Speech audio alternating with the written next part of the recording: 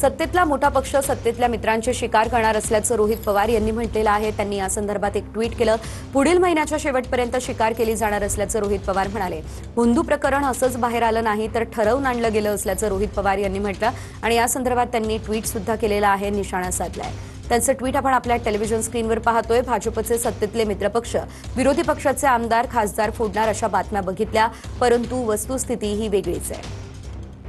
पुढील महिन्याच्या शेवटपर्यंत सत्तेतल्या मोठ्या पक्षाकडून सत्तेतल्या मित्रांची शिकार केली जाणार अशी पक्की माहिती मिळते। महाराष्ट्रातला काळीमा फासणारा भोंदूखराचा हे संपूर्ण प्रकरण असंच बाहेर आलेलं नाही, ठरवून आणलं गेलंय, ही फक्त सुरुवात आहे असं रोहित पवार म्हणाले। आज भाजप मित्रपक्षांप्रती जरी ए दोस्ती हम नहीं छोडेंगेची भावना दाखवत असले तरी उद्या मित्रपक्षांची भावना भाजपबाबत जा बेवफा जा हमें याहून वेगळी नसणार, याहून वेगळी असणार नाही हे नक्की आहे। त्यामुळे आपलीच भाजपकडून शिकार होऊ नये यासाठी मित्रपक्षांनी अधिक काळजी घेणं उचित राहील असं रोहित पवार म्हणतात।